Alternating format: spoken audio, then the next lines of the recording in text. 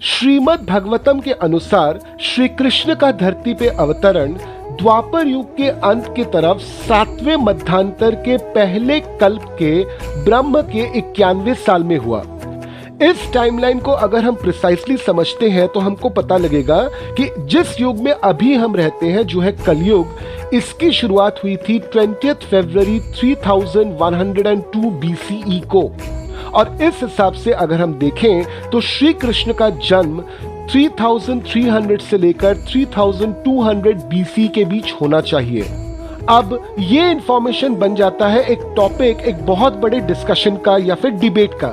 Debate का topic ये रहता है कि श्री कृष्ण क्या एक हिस्टोरिकल फिगर थे या फिर एक माइथोलॉजिकल फिगर। माइथोलॉजी इस शब्द को अगर हम डिवाइड करें तो हमको दो पार्ट में इसको डिवाइड करना पड़ेगा, एक है मिथ और दूसरा है लॉजी। लॉजी का मतलब होता है स्टोरी और मिथ का मतलब होता है काल्पनिक, यानी कि काल्पनिक घटना या फिर काल्पनिक कहानी। इस टर्म को इंडियन टेक्स्ट के ऊपर इंप्लीमेंट किया था ब्रिटिश ने। लोगों का ये मानना है कि ब्रिटिश अपनी हुकूमत इंडिया पे चलाना चाहते थे, तो ऑब्वियस सी बात है इंडियंस के कल्चरल बिलीफ, इंडियंस के ट्रेडिशंस और इंडियंस के रिलीजियस टेक्स्ट्स को उनको पहले डाउन करना था।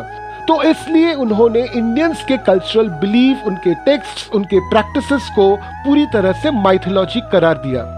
ब्रिटिशर्स ने बाद में इंडियन एजुकेशन सिस्टम को बदला, इस पूरे सिस्टम को एंग्लिसाइज कर दिया और धीरे धीरे हम अपने रिलीजियस टेक्स्ट से दूर होते चले गए। और आज जहाँ पे हम खड़े हैं, हम दो सेक्शंस में डिवाइड हो चुके हैं। एक सेक्शन को ये लगता है कि हमारे जितने भी रिलीजियस टेक्स्ट्स हैं, ये सभी के सभी मनगढ़ंत कहानियां हैं। ये कहानियां सिर्फ हमको एक मॉरल सिखाती हैं कि किस तरह से हमको अपना जीवन जीना चाहिए। जबकि एक सेक्शन ऑफ सोसाइटी है जिनको आज भी लगता है कि ये सिर्फ कहानियां नहीं, पूरी तरह से सच्चाई है, पूरी तरह से इंडिया की हिस्ट्री है, जो जानबूझकर ब्रिटिशर्स ने मिटाई है। तो चलिए ऐसे 5 सबूतों पे नजर डालते हैं जो सबूत रखे जाते हैं ये बताने के लिए कि श्री कृष्ण एक इंसान ही थे। सबूत नंबर 1, लिटरेचर। हम यहाँ पे बात कर रहे हैं एनिशिएंट लिटरेचर की। जितने भी पुराने वैदिक टेक्स्ट्स हैं, वैदिक लिटरेचर है, जैसे श्रीमद् भगवद गीता, महाभारत, ये सभी के सभी अराउंड 400 से 200 BC में लिखे गए हैं, जहां पे श्री कृष्ण का उल्लेख मिलता है। छंदोग्य उपनिषद लिखा गया था 6 BC में, जहां पे भी हमको श्री कृष्ण का उल्लेख मिलता है। सिर्फ वैदिक टेक्स्ट नहीं, अगर हम नॉन वैदिक टेक्स्ट देखें तो वहां पे भी हमको श्री कृष्ण का उल्लेख मिलेगा। जैसे जैन्स का मानना है कि नेमिनाथा जो उनके 22वें तीर्थंकर थे, वे श्री कृष्ण के साथ ही दीक्षित हुए थे। मेगास्थनीज इंडिया में आए थे 302 से लेकर 288 BC के बीच during the rule of Chandragupta Maurya. उन्होंने अपने किताब इंडिका में ये मेंशन किया है कि श्री कृष्ण और चंद्रगुप्त मौर्य के बीच 138 जनरेशंस का फर्क है। जातक कथाएं जो लिखी गई थी 330 BC से लेकर 400 AD के बीच, वहां पे भी श्री कृष्ण का पूरी तरह से मेंशन है। तमिल संगम लिटरेचर जैसे पूरा नारुरु, यहाँ पे भी श्री कृष्ण का उल्लेख मिलता है। तो ऑब्वियसली पॉइंट यहाँ पे ये उठता है कि अगर डिफरेंट टाइम्स में लिखे गए डिफरेंट टेक्स्ट्स में श्री कृष्ण का उल्लेख एक जैसा है, तो ऑब्वियसली ये सभी टेक्स्ट्स किसी एक इंसान के बारे में ही बात कर रहे होंगे। अब बात करते हैं सबूत नंबर 2 के बारे में, हिस्ट्री। आज जब हम इतिहास को पढ़ते हैं या फिर हिस्ट्री को पढ़ते हैं तो हर चीज हमको क्रोनोलॉजिकली दिखाई जाती है, यानी कि कौन सी घटना किसके बाद घटी थी उस तरह से दिखाई जाती है। मगर जब ये घटनाएं घटी थी और वो भी एनिशिएंट टाइम्स में, उस समय पर किसी ने इन घटनाओं को इस तरह से एक के बाद एक नहीं लिखा था। हिस्ट्री को रिकॉर्ड करने के बहुत सारे तरीके हैं। इनफैक्ट आज हम जानते हैं कि इंडियंस ने अपनी हिस्ट्री को रिकॉर्ड किया था करीबन 22 डिफरेंट टाइप्स से, जिसमें से description of characters, description of places, time, location of stars, ये सभी के सभी आते हैं। आज अगर हम महाभारत में लिखी हुई ज्योग्राफिकल एक्सपेंस को स्टडी करते हैं या फिर स्टार के लोकेशंस को स्टडी करते हैं, तो हमको ये मिलेगा कि ये महाभारत में जो घटनाएं हैं वो सही में घटी थी और उसी समय पे घटी थी जिस समय पे वो महाभारत के टेक्स्ट में मेंशन है। साथ में हमको बहुत सारी ऐसी जगहें मिली हैं और उन जगहों में बहुत सारी ऐसी चीजें मिली हैं जो महाभारत में लिखी हुई हैं। तो फिर ऐसा कैसे हो सकता है कि महाभारत सच हो और महाभारत का जो सेंट्रल कैरेक्टर है श्री कृष्ण वो सच ना हो। अब चले आते हैं तीसरे सबूत पर और वो है ज्योग्राफी। श्री कृष्ण के पूरे लाइफ लाइन को आप ध्यान से पढ़िए। श्री कृष्ण का जन्म हुआ था मथुरा में, उनका बचपन बीता था वृंदावन में, गोवर्धन पर्वत को उन्होंने अपनी उंगली से उठाई थी, उन्होंने एजुकेशन हासिल की थी संदीपनी ऋषि के आश्रम में जो उज्जैन में है, इंद्रप्रस्थ में उन्होंने अपनी पॉलिटिकल आक्यूमन दिखाया था, उन्होंने द्वारका का शहर बनाया था और अपने प्राण उन्होंने त्यागे थे सोमनाथ में।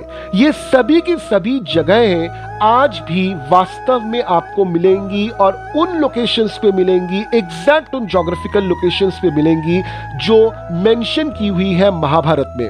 सिर्फ इतना ही नहीं, वो जगहें कितनी बड़ी थी और उन जगहों में कितनी डिस्टेंस थी ये भी आपको महाभारत से बिल्कुल मेल खाता हुआ मिलेगा। इतने डिटेल में जगहों का वर्णन तभी हो सकता है जब घटनाएं सच में घटी हो।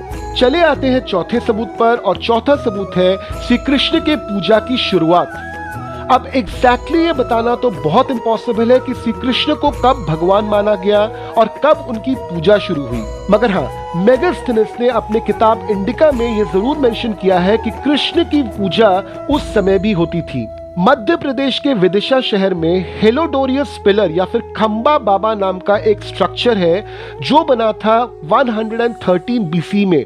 यहाँ पे भी आपको पूरी तरह से प्रूफ मिल जाएगा ऑफ कृष्णा वर्शिप, यानी कि अगर हम अंदाजन मान के चलें तो करीबन 200 बीसी से हमको कॉन्स्टेंटली ये सबूत मिलते हैं कि श्री कृष्ण की पूजा होती थी। और सबसे इंपॉर्टेंट बात यह है कि इस पूजा में जितनी भी घटनाएं बताई जाती थी वो all across the Indian subcontinent एक ही तरह की घटनाएं हैं। और अब पांचवा और सबसे इंपॉर्टेंट सबूत, दैट इज द्वारका। महाभारत के अनुसार गांधारी के श्राप के वजह से द्वारका पूरी की पूरी पानी में समा गई थी।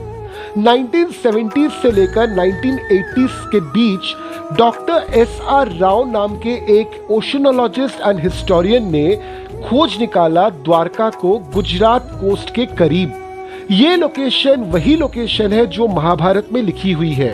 सिर्फ इतना ही नहीं, जब गोताखोरों ने इस लोकेशन से तरह तरह के आर्टिफैक्ट्स निकाले और उनकी कार्बन डेटिंग की गई तो इसका टाइम भी वही निकलता है जो टाइम मेंशन किया हुआ है महाभारत में द्वारका के डूब जाने का। तो आज तक जिस द्वारका नगरी को माइथोलॉजिकल सिटी माना जा रहा था उसका भी सबूत हमको मिल गया।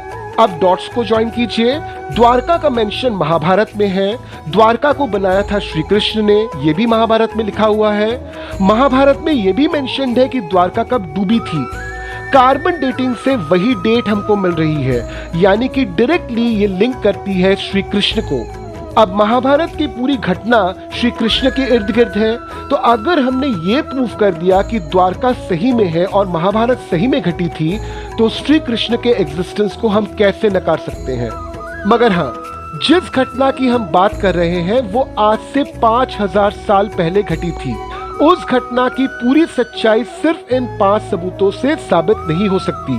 तो बहुत सारा काम अभी भी चल रहा है। आर्कियोलॉजिकल सर्वे ऑफ इंडिया, बहुत सारे एनजीओस और बहुत सारे प्राइवेट प्लेयर्स इस चीज की तफ्तीश अभी भी कर रहे हैं। आज हमारा साइंस इतना एडवांस हो चुका है कि हो सकता है कुछ एक सालों में हमको ये क्लियर पिक्चर मिल जाए कि वाकई में श्री कृष्ण कोई हिस्टोरिकल फिगर थे या फिर माइथोलॉजिकल फिगर। तो आप क्या सोचते हो इस बारे में, हमको कमेंट में जरूर बताइए।